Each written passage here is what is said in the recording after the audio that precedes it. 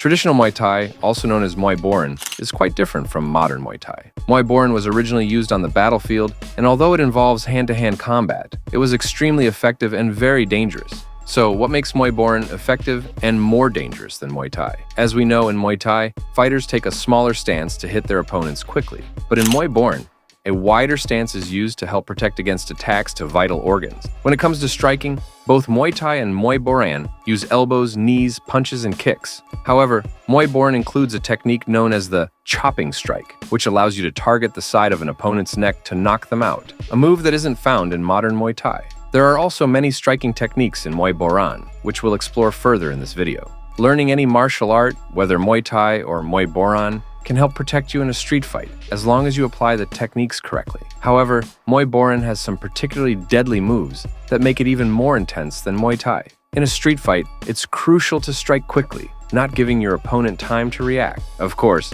I'm not saying you should go out looking for trouble, but if you feel threatened and believe an attack is coming, that's when these moves come into play. With striking, you can use strong jabs and elbows. A direct punch to the face, followed by an elbow to the body, can create enough distance between you and your opponent, taking away their chance to attack. If your opponent is in a fighting stance, with both hands up guarding their face, you can try the high block elbow. This move targets the center of your opponent's face, hitting before they even have time to react and knocking them out instantly. Before I explain the next move, let me tell you that you'll need quick reflexes for this one, as your opponent might attack first. That's when you use the circular elbow. Block their punch with one hand, and then strike with a cutting elbow at a 45-degree angle with your other hand. This move works best when your opponent is standing close to you. There are actually many variations of elbow strikes, but I didn't include all of them in this video, as those are moves you can easily learn by watching and practicing on your own. The techniques I've shown here are more practical and easier to use. For other elbow strikes, you'll need practice to build muscle memory, so they become second nature in a fight. Sometimes, the opponent might try to grab you and take you down.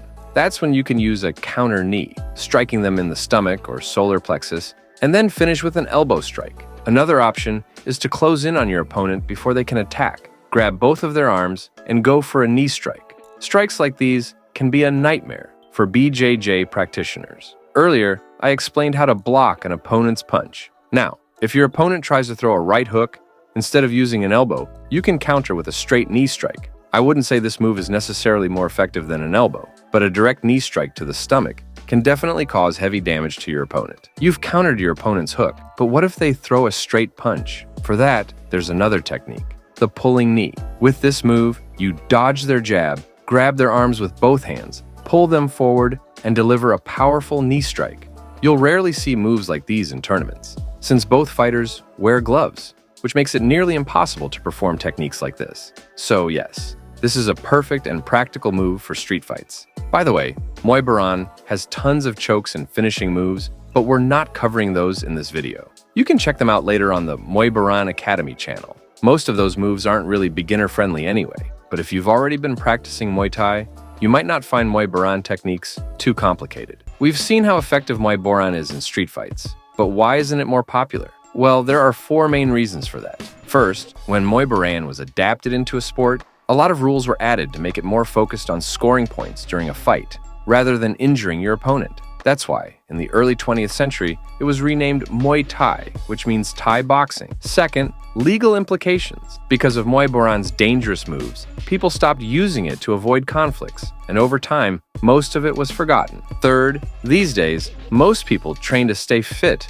or for sports competition. Muay Boran just doesn't fit that vibe for most folks. It's complex, and the techniques aren't what people are looking for. And the fourth, biggest reason? The popularity of MMA. Let's be real, if you watch TV, you probably struggle to remember the names of Muay Thai fighters. But when it comes to MMA, those fighter names stick with you. So, should you learn Muay Boran for self-defense? My take, absolutely. You should definitely give it a shot. That's all for today. Let me know in the comments what video topics you want me to cover next. Whichever comment gets the most likes, I'll make a video on that. Before wrapping up, I want to give a big shout out to Muay Boran Academy for being the main source of content for this video.